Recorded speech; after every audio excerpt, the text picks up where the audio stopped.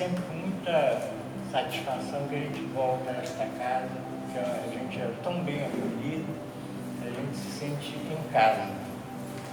Eu já tive a oportunidade de conhecer Maristela faz um tempo e a gente criou essa ligação, né, Estela? Então, eu trago um abraço aqui em nome dos nossos companheiros lá da Casa do Caminho, do Colubandeiro, São Gonçalo.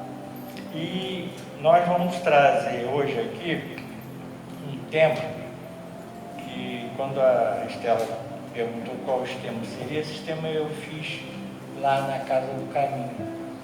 E eu gosto muito de falar do Evangelho. E até, não sei, alguém se referiu aí que era o palestrante, mas não, eu não sou palestrante.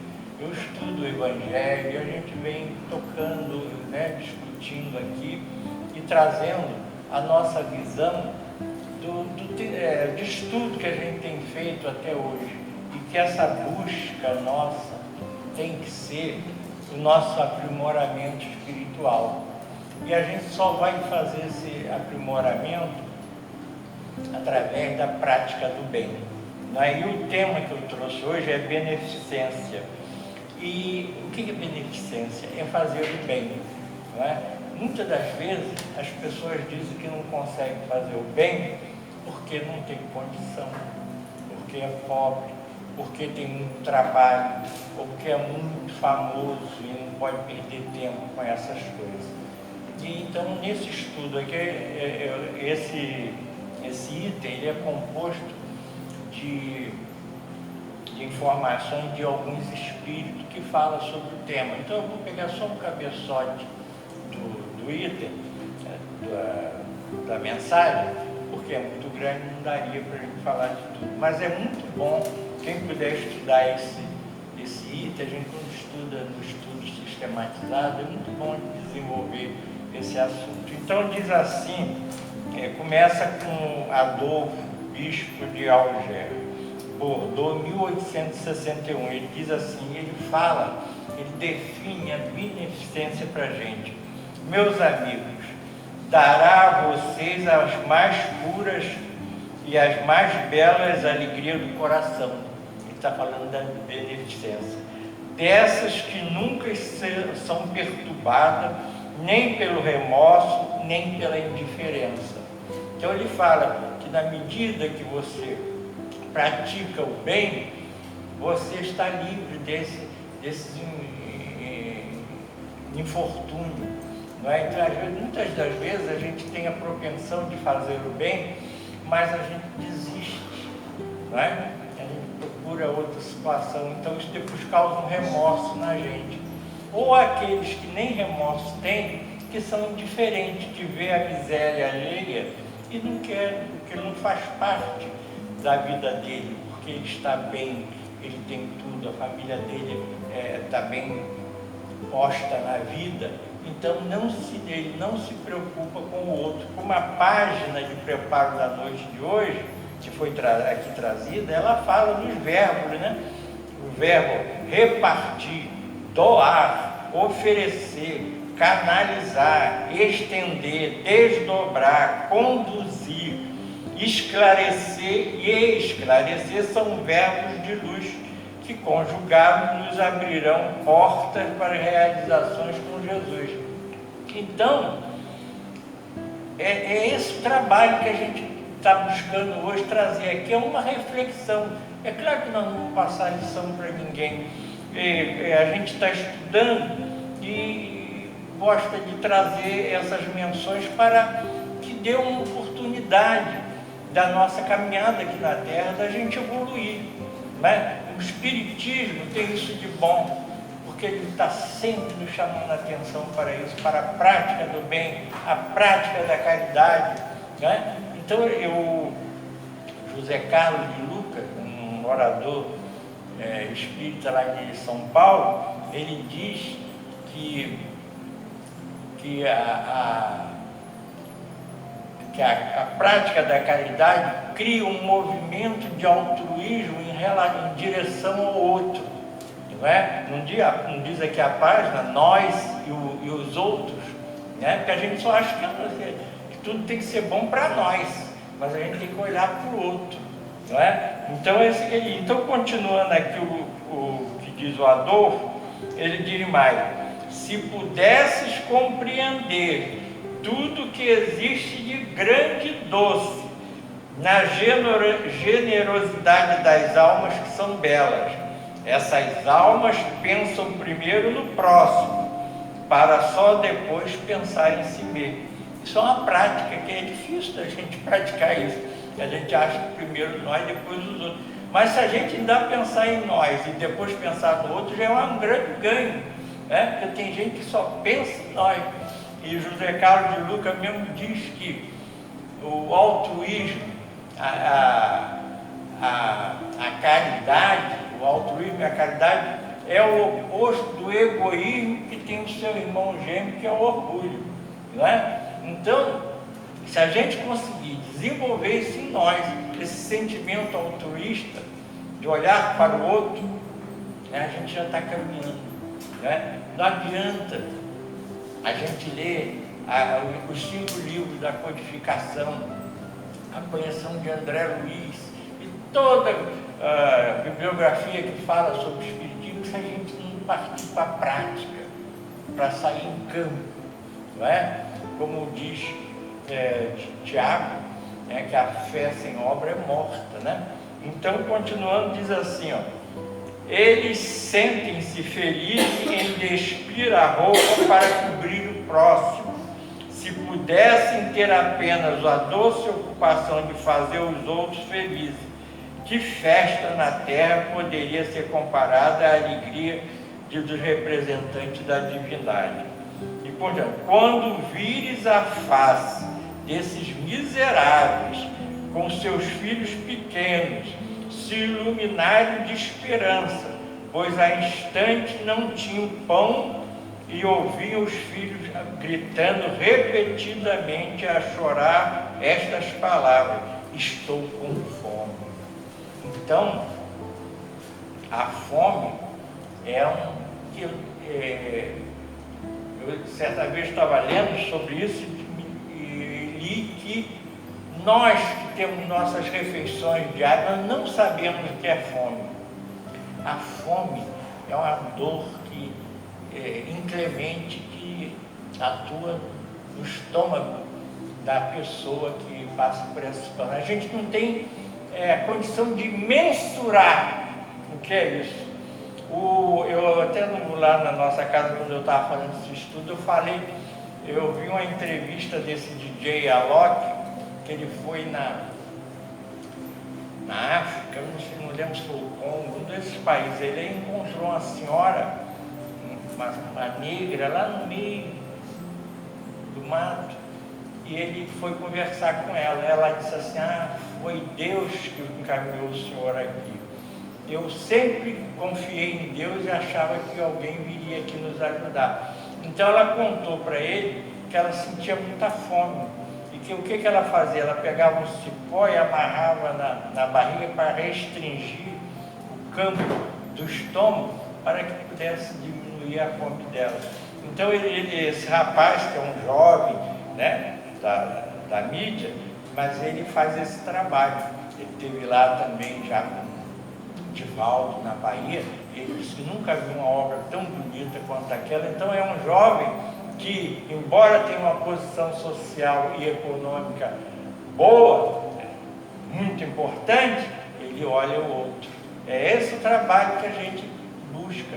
É claro que a gente não pode salvar a humanidade, a gente não pode, mas é aquele tantinho que a gente puder fazer.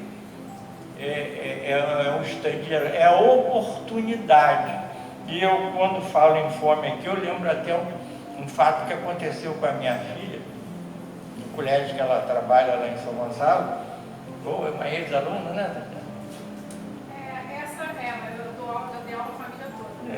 Então a menina pediu ajuda através do Instagram a ela, que eles estavam passando fome em casa, várias situações que ele... Então, foi realmente feito. Aí Tatiana com os colegas lá, os amigos, conseguiram tentar diminuir essa dificuldade dificuldade, né? E levar alimento para aquela família e tentar reconduzi-los. Então, a menina parece que teria dito que nunca tinha comido um biscoito, né? Há muito tempo. Não comia um biscoito, qualquer coisa assim. Então, são coisas que pra gente te achou uma coisa, né? Bobagem, mas para quem está dentro é muito bom.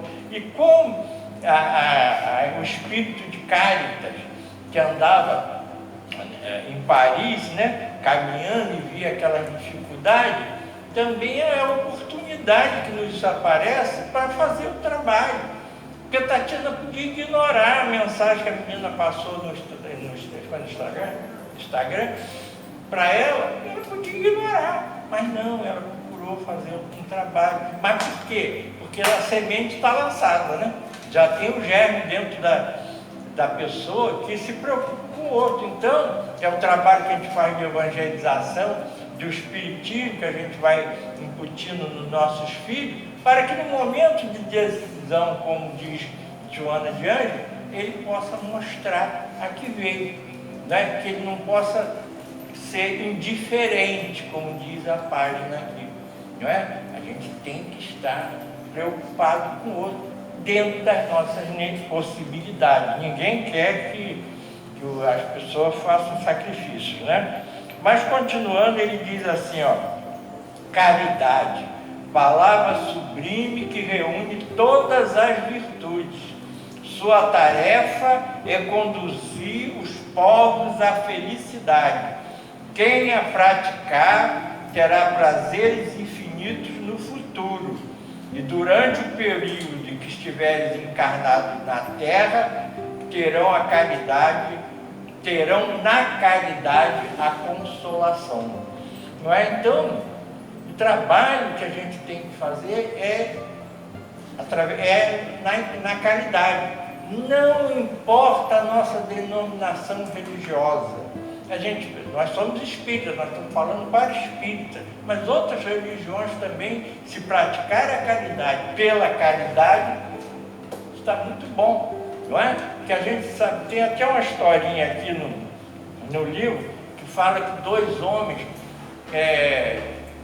estavam no plano espiritual, cada um levou um saco do que eles tinham produzido, que Deus teria mandado cada um colocasse as suas obras dentro daquele saco. Quando eles desencarnaram, chegou lá e Deus mandou, está aqui no Evangelho, eu estou reduzindo por causa do tempo. Então mandou que eles trouxessem os sacos. Um era pobre, o saco veio com pouquinha coisa. O outro disse, não, mas eu era rico, eu tinha tudo, e o saco dele veio com bastante oferendas que ele pôde fornecer. Então, afinal das contas, diz a história aqui que Deus disse, não, você deu por ostentação, porque você podia, porque você queria aparecer. Este aqui deu o pouco que ele tinha, o que faltava para ele, então o galhardão é desse. Então é para mostrar que não é na quantidade, não é através da pessoa querer aparecer para praticar a caridade, é quando você faz pelo coração, é a oportunidade que aparece, é sempre pensando na oportunidade. São Vicente de Paula, olha que é o relógio aqui, o São Vicente de Paula diz ainda, dá um recado para a gente, só vou ler um pouquinho aqui. Sejam bons e caridosos, e terão em suas mãos a chave para entrar no céu. Para entrar no céu, o São Vicente de Paula era santo, então ele tinha aquela ideia, né, do céu, né, que a gente vai para o céu, né, tudo bonito, tudo que a gente é bonzinho, vai curtir aquilo tudo lá em cima. Mas nós não sabemos que não é bem assim, né? Então ele diz, ó, toda a felicidade eterna está contida neste ensinamento de Jesus. Amem-se uns aos outros. Não é? Esse é o ensinamento que Jesus nos passou. Seja de que religião for, seja a sua posição dentro da sua religião, o importante é que você faça o bem pelo bem. Não é? Não faça por ostentação, não faça por objetivo de aparecer, objetivos políticos, né? Que a gente sabe que muitas das vezes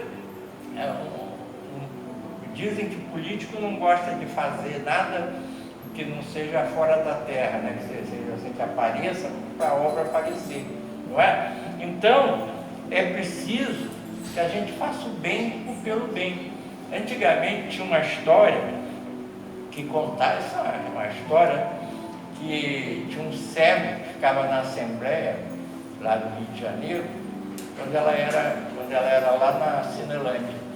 Então, mas sempre, não sei se é verdade essa história, mas conta-se que o cego dizia assim: dá uma esmolinha para um pobre cego que tem 10 filhos. E os políticos passavam, ninguém dava bola para o cego. Todo mundo passava, ninguém dava bola para o cego. Até que o cego resolveu mudar a petição. E ele dizia: dá uma esmolinha para um pobre cego que tem 10 filhos, todos eles com título de eleitor. Aí todo mundo passou a botar dinheiro lá no chapéu do cego. Então, é mais ou menos a história essa, né? Nós sabemos que é assim que funciona, né? Então, continuando, nós vamos lá. Ainda lá em São Vicente de Paulo, é que eu gosto tanto dessas instruções dos Espíritos, que eu fico com pena de parar. Mas diz assim: o Cristo ensinou tudo sobre as virtudes da caridade e do amor. Por que deixar de lado o seu divino ensinamento? Por que fechar os olhos e ouvidos às suas divinas palavras e o coração às suas bondosas recomendações? Eu gostaria que dispensasse mais interesse, mais fé às leituras evangélicas. Isso fala o São Vicente de Paulo. Então, vamos passar na frente. Diz a Caritas, martirizada em Roma, em 1861, ela diz: meu nome é Caridade, eu sou o caminho principal que conduz a Deus. Siga-me, pois sou o objetivo a que todos devem perseguir. Não é? Então, nós queremos chegar a Deus, queremos nossa caminhada evolutiva. Então, a oportunidade que a gente tem é de fazendo caridade. Mas vamos mais adiante, é grande a verso, mas ainda a Caritas diz assim, ó: muitos acham que fazer caridade é somente dar esmola, mas na verdade ela pode ser praticada de muitas outras maneiras. E é verdade, é a palavra, não é? Aqui mesmo tem que esclarecer, dar ouvido, ter paciência com o outro, não é? Então, às vezes a gente acha que a caridade é só tirar o dinheiro do bolso, dar esmola, e a gente às vezes dá esmola, nem olha para a cara da pessoa, né? Joga assim. Então, há outras formas de caridade. Ela diz aqui, ó: entre a esmola e a caridade existe uma diferença muito grande. A esmola, meus amigos, às vezes pode ser útil, pois dá alívio aos pobres, mas é quase sempre humilhante, tanto para quem dá quanto para quem recebe, não é? Então, ele fala que a esmola é uma obra, é uma caridade material, e a gente pode dar outro tipo de caridade, não é? Que às vezes eu emprestar o ouvido. Diz aqui, ó: a caridade, ao contrário, liga o benfeitor ao beneficiado. Além disso, sabe se disfarçar de várias maneiras, né? Às vezes a pessoa, para não humilhar aquela pessoa que está recebendo a ajuda, né? Ter comiseração com aquela pessoa. Muitas das vezes a pessoa, ou às vezes os restaurantes lá no Rio, disse que já teve a oportunidade das pessoas agarrar resto de comida e varrer com a vassoura assim para aqueles moradores de rua pegarem. Isso é uma humilhação, não é? Isso é duro a gente ver uma coisa dessa, mas existe, né? Então é preciso que a pessoa saiba como ajudar, não é? Então diz mais aqui, ó: observo algumas vezes na semana uma reunião de senhoras de todas as idades, que para nós, como sabe, são todas irmãs. Elas trabalham muito rápido e seus dedos são ágeis. Então, essa é a obra do berço, a obra do agasalho. Até porque essas páginas que são trazidas aqui é o tempo da França, né? E na Europa, o inverno lá é inclemente. Para quem é pobre, para quem vive na rua, é uma dificuldade. Então, aquele trabalho todo que aquelas mulheres fazem, como aqui no Brasil também algumas fazem, né? É como aquilo, esse padre Lancelotti, lá em São Paulo, né? Que faz aquele trabalho, e ele é criticado, perseguido, não é? Porque está fazendo bem, não é? Mas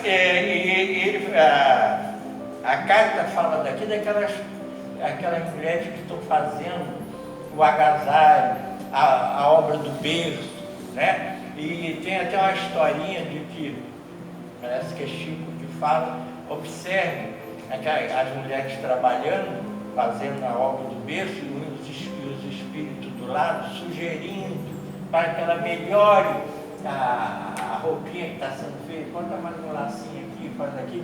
Então, os espíritos que estão ajudando aquele trabalho ali, intui aquelas mulheres que façam aquilo com mais carinho, né? Com zelo, né? Porque não é porque vai dar para o outro, para o pobre, que você vai dar de qualquer jeito, né? Tem gente que deixa a calça ficar bem surrada, só agora eu posso dar.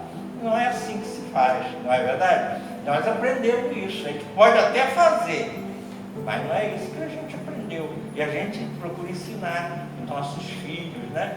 Que às vezes a criança não quer se desfazer do brinquedo.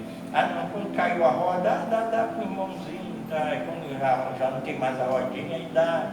Mas não é isso que a gente ensina, né? Tem que ensinar a fazer o bem pelo bem. E continuando, um espírito protetor também fala assim: meus caros amigos, a cada dia ouço quando dizem, sou pobre, não posso fazer a caridade. Eu já ouvi muita gente falar isso, né? E todos os dias vejo muitos não perdoarem seus semelhantes. Além de não perdoarem nada, ainda se colocam como severos juízes. Certamente não gostariam de ser tratados da mesma maneira. O perdão também não é caridade?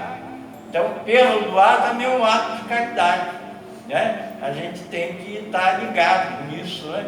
Que às vezes, nós mesmo eu tinha uma companheira lá em São Gonçalo, há muitos anos, ela até já desencarnou, e ela me contava que ela vivia com a sogra dela, eu conheci muito tempo, e ela um dia lá no centro, até no centro Ana Viana, que tem lá em Mutuá, aí ela veio falando, Celso, eu vivo com a minha sogra, mas eu não suporto. E ela era espírita, militante, ajudava, mas ela tipo, está se confessando a mim, que eu fiquei calado, não falei nada. Ela disse assim, eu não consigo. E aí a sogra ficou naquela situação de doença, de ter que tomar alguém dar banho nela. A neta, que chegava da faculdade, que ia dar banho na avó, e era uma militante espírita. Olha como a dificuldade é que dois espíritos tinham um coisa pelo outro ali. E ela, que já tinha mais condição, né, de estar dentro da doutrina, ela era para ter esse ato de caridade, de perdoar. Né? O Espírito não diz assim, quem de nós errou? Ela foi dizendo, se fui eu que errei, né, eu estou perdoando ela. Né? E foi assim que se desenvolveu essa menina. A neta dela depois se tornou até promotora, foi para Belo Horizonte, foi para lá, ela foi também. Mas ela me contou isso, eu não aguento, não adianta, eu não consigo. Então, você pode estar dentro da doutrina, você pode fazer todo o trabalho no centro, ajudar, botar água fluida, varrer o centro, carpinar o quintal, pode fazer o que for. Mas e o ato de caridade? Isso é o que faltava dentro dela, né? com certeza elas se encontraram agora lá no outro plano, né? E então, aí passando adiante, no Livro dos Espíritos, na questão 642 e 643, tem duas perguntas que falam sobre caridade. Uma diz assim: não basta fazer o mal para ser agradável a Deus e assegurar um futuro melhor, que de que é virtude negativa, nesse sentido, eu não faço mal a ninguém, mas também não faço bem, né? Mas estou bem com Deus. E os Espíritos responderam: não, é preciso fazer o bem no limite de suas forças, porque cada um responderá por todo mal que resulte do bem que não fez. Né? Então, para a pessoa não ficar satisfeita, bom, eu não faço bem, eu conheço bastante gente, não, eu não quero ser religioso, não, eu sou ateu e tal, eu não faço mal a ninguém, mas também não quero ser, não contribuir com nada, não, tal. É a chamada virtude negativa, né? Então, esse não é um bom caminho a seguir. E na 643 tem a pergunta assim: há pessoas que por sua posição não têm a possibilidade de fazer o bem? O cara é muito importante, né? Ele é um jogador de proeminência, ele é um artista, ele diz, não posso estar perdendo tempo fazendo bem para os outros, né? Então ele diz assim, os Espíritos responderam: não há ninguém que não possa fazer o bem. Fazer o bem não é somente ser caridoso, é ser útil na medida do vosso poder, todas as vezes que vossa ajuda se fizer necessária. E às vezes a pessoa, ele é muito ocupado, mas ele tem uma oportunidade de fazer o bem, e aquilo será bom para ele. Não é? E continuando ainda o estudo, no livro Marcas do Caminho, nós vemos um item que fala a caridade de Jesus. E que nós vemos aqui, nesse livro, que fala que a história do bom samaritano, ainda hoje, compete-nos a reconhecer na caridade o caminho aberto por Jesus à união e à paz entre as criaturas, e não antes dele. Então, antes de Jesus, não se falava em caridade. Como diz aqui, no Egito, não se falava em caridade. Em Roma Antiga, também não se cuidava disso. Na Grécia, não revela indícios de caridade. Não há notícia antes do Cristo de qualquer ação de amparo aos necessitados. Então, no livro Segue-me, que nós vamos encontrar uma página, eu não lembro o título da página agora, mas diz que no momento que Jesus chega à Terra, a paisagem social da humanidade muda.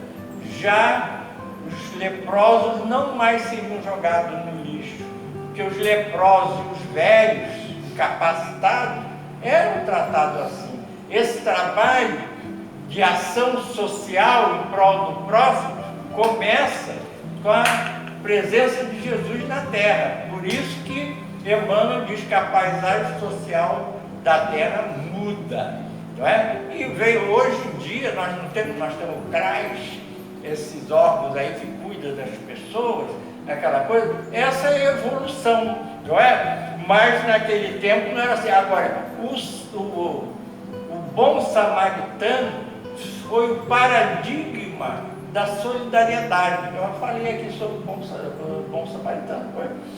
Então, foi o paradigma da caridade. Né? A partir dali, porque aquele homem que se preocupou com aquele homem que estava caído na rua, que para eles eram gentios, né? Aquela coisa toda, ele vai, se preocupa, ele acolhe aquela pessoa, leva para uma estalagem, deixa lá e garante a manutenção do tratamento.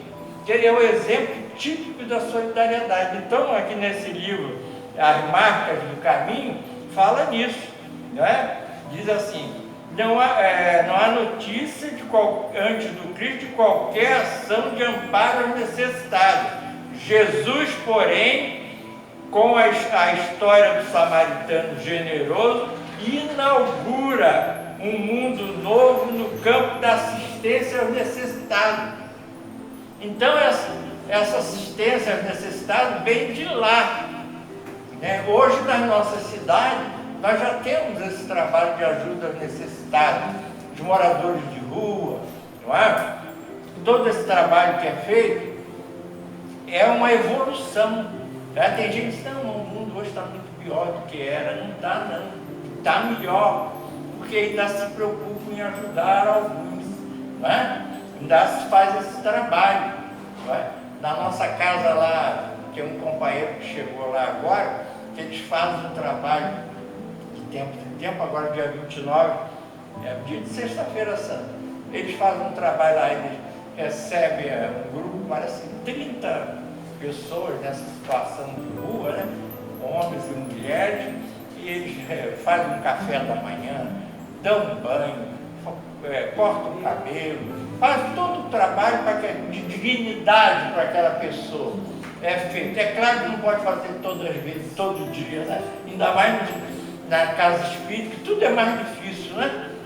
Tem que angariar donativo, ele faz aquele trabalho, um companheiro que chegou lá, faz o trabalho de Floriano, e aí ele faz um pedido de o que as pessoas podem fornecer para ajudar, faz um café da manhã com dignidade, não é? E aí ele pede, se puder levar calcinhas femininas, cuecas, aí ele pede assim, não pode ser roupa rota, não pode. Ele educa as pessoas, porque senão manda mesmo. Porque ele diz que às vezes a pessoa quer se desfazer da coisa e não manda para o centro.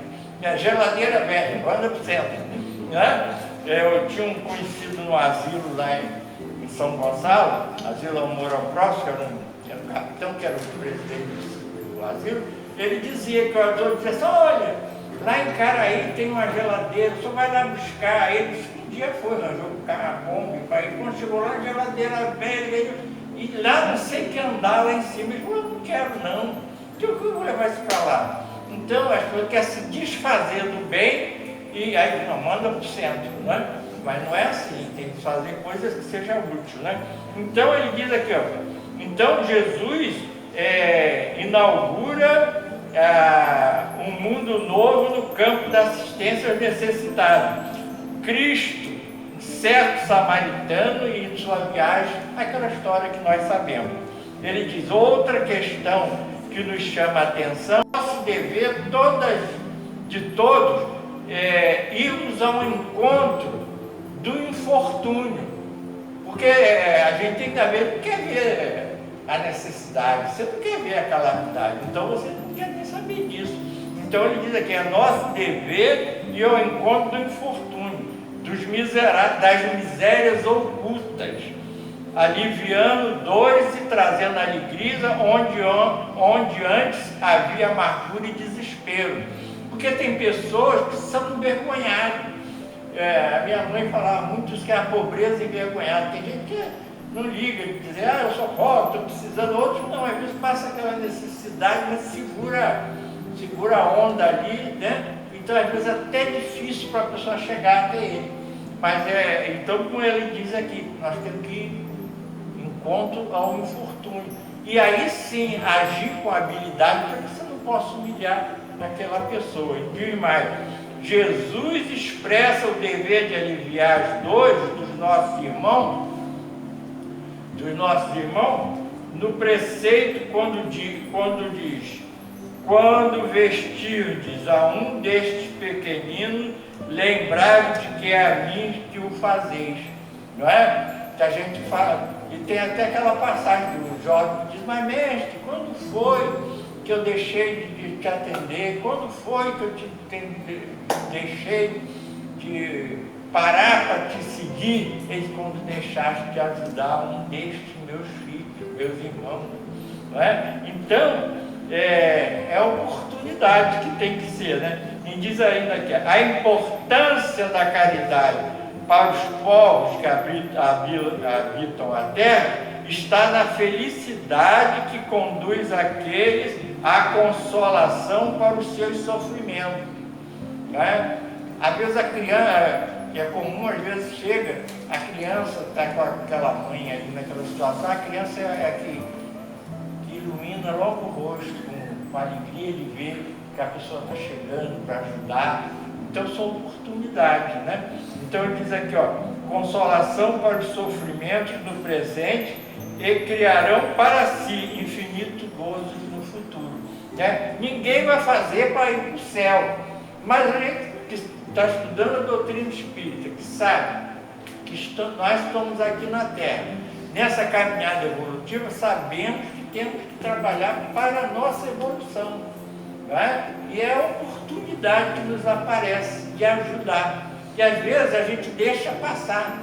Né? Eu lembro que a gente sempre dizia que a oportunidade é igual o planeta Halley, ele só passa de 70 anos. Né? Se a gente levar mais 70 anos para pegar outra oportunidade, fica difícil. Eu nem vou, se eu não fizer agora, não vou estar mais lá. Então, a gente tem que fazer. Apareceu a oportunidade, mas eu quero dizer que quando a gente tem essa propensão, você nem sente quando você vê o que você está fazendo. Né? Você não diz, não, vou fazer para eu ir para o céu, ou para ficar lá perto de Bezerra de Menezes, né? É só de espírito bom, né? Só a gente dá alta, né?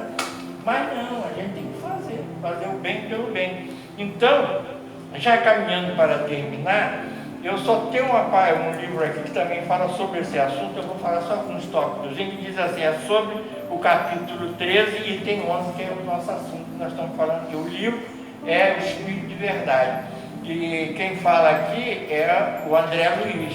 E ele fala assim, na tarefa de ajudar, ele diz assim, auxilie a quem lhe procure a presença, mas não se esqueça de socorrer diretamente a quem padece a distância. Né? Aí você pode ajudar uma pessoa que está longe, não é verdade? Às vezes ajudando, né, com a história agora do Pix, aquela coisa toda, mas tem que ver o caminho e o objetivo. Né? Então ele diz, ó, distribua o que lhe sobre a mesa, tanto quanto no guarda-roupa e na bolsa. Olha o guarda-roupa que é um problema, não é? A gente ali fica guardando, diz, não, vamos ver, que aí passa a moda, aí tem a bolsa, aí não vai que volte a moda dessa bolsa, é melhor deixar ela guardada aí, porque né? Daí assim vai, a gente caça sapato, né? Aí, eu falo isso de uma colega minha de trabalho, que ela morava atrás do liceu, lá em Niterói. E ela era uma procuradora, ela tinha umas condições, o marido dela também era, e então ela tinha muitas coisas boas na casa dela, sapatos, roupas, tanto é que um dia, quando o marido dela morreu, ela disse assim, Celso, eu queria doar as roupas do meu marido para você, lá para o seu centro. Ela frequentava ela não era espírita não, mas começou a frequentar Bom, aí, assim, mas eu não vou dar para lá, não sabe por quê? As roupas do meu marido são tudo coisa boa. Camisa de linho, sapato de pelica, ternos. Aí você vai botar isso lá no corbandeiro? Bom, não quer dar, eu fiquei quieto, né? Olha, um dia, ela morava com a mãe dela, ela resolveu sair um domingo para ir almoçar fora, ali no centro de Niterói mesmo. Quando ela voltou, tinha dado um assalto na casa dela, roubaram, e ela tinha muitas joias. Naquele tempo do ouro, né? Eu acho que ninguém pode andar de ouro por causa do pessoal da rua, né? Mas antigamente ela tinha muito ouro, aquela coisa toda. Mas aí roubou roupa, roubou muita joia dela, aquela coisa toda. E ela ficou indignada. E tinha uma obra do lado e ela achava que era o pedreiro daquela obra que era o ladrão. E ela ia na polícia, queria que a polícia prendesse o pedreiro, eu falava, mas ali, eu falei o nome dele, nem era, mas ela já estava ficando isso. falei, não faça isso, você não sabe se for o pedreiro. Não, mas não sei o quê. E ela disse que tinha na cara, esqueci a madeira que tinha as portas da casa dela, esqueci a marca das portas, que o ladrão agarrou o botijão de gás, bateu lá, arrebentou aquilo tudo, né, aquela coisa. Aí passou, mas ela ia na delegacia, chamava o inspetor de polícia, aquela coisa toda. Aí passou um tempo. Aí eu saí, eu deixei de trabalhar em Niterói com ela, fui para São Gonçalo. Quando um dia eu botei com ela, eu digo, e aí? Achou a joia? Ela disse, não estou ligando mais para isso não. Porque ela desistiu. Foi para mostrar a ela que aquilo tudo que ela armazenava ali, a traça podia levar. Né? E a traça era o ladrão que esteve lá, ele levou tudo, né? E não foi o pobre do pedreiro. Não é? Coitado, o pedreiro sofreu. Né? Então, essas coisas. Então que ele fala aqui, o André Luiz diz aqui, distribua o que lhe sobra à mesa, que é a comida. Não é resto de comida não, né? Então, tanto quanto no guarda-roupa. O guarda-roupa que é o problema. Lá em casa, né, Tatiana? E na bolsa é o dinheiro. Contudo, siga além, doando o que lhe siga além, doando a quem sofre os recursos positivos do seu sentimento. Então, ele fala, é oportunidade da gente doar. Então, quando acontece uma situação de calamidade, você vê que todo mundo doa, né? Aquela de Petrópolis, que teve aquela chuva que deu, acho uns 2 anos atrás, eu até mesmo aqui em Maricá, juntei uma opção de roupa, peguei, aí veio um rapaz, um jovem, tudo uniformizado, com os carros, aí eu entreguei para ele, e na hora que eu entreguei, chegou a me dar vontade de chorar, não sei o que aconteceu ali. Ele não precisou dar tão assim, eu disse, não. Eu agradecia a ele, que ele estava nos ajudando a levar. Só que depois eu fiquei triste que botaram aquelas roupas todas lá em Petrópolis e ninguém usou, jogou no lixo. Eu falei, meu Deus, eu e os jovens daquele Maricá, tudo uniformizado, bonito, mas aí é o problema de cada um, né? Então ele diz aqui, então para terminar cada hora, então nós temos aqui que a prática da beneficência nos permite tanto auxiliar o próximo como a nós mesmos. Isso já é, se a gente não tiver muita vontade de auxiliar o próximo, mas saber que está auxiliando a nós mesmos, dá mais vontade, não é?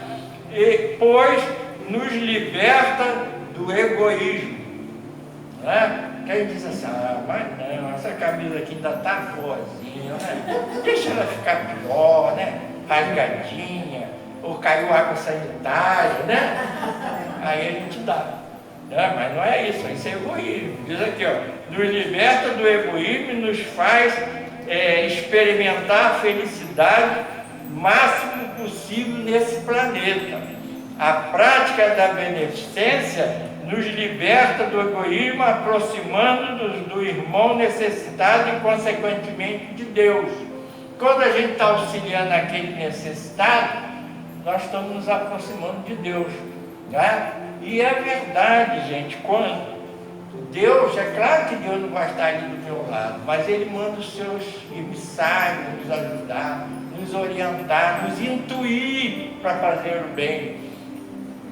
Tenham certeza que quando você se propõe a prática do bem, imediatamente tem um Espírito que vai te auxiliar para que você possa praticar aquilo. Como se você der campo, também vai aparecer um para dizer, não ajuda essa turma não, eles não querem nada, eles gostam de viver assim mesmo. E aí a gente vai em campo a isso. Não, a gente tem que estar do lado do bem. Então diz, em decorrência disso, sentimos a alegria que nada nos abala. Onde houver caridade, é a presença de Jesus Cristo. Através do ensinamento do Senhor, todas as criaturas válidas são chamadas pelas leis de Deus à sustentação daquele que esteja em provação. Então, todas as pessoas são responsáveis pelo outro, né? Como diz a página de preparo da noite de hoje, né? Então, isso se chama compromisso social, né? A gente tem que se preocupar. Então ele diz: sempre que te observes à frente de obras dedicadas ao amor, recorda que te acha perante a irradiação de luz divina, ou seja, ante a caridade de Jesus. Então, como eu disse, na medida que você se propõe a fazer o bem, você já está sendo iluminado.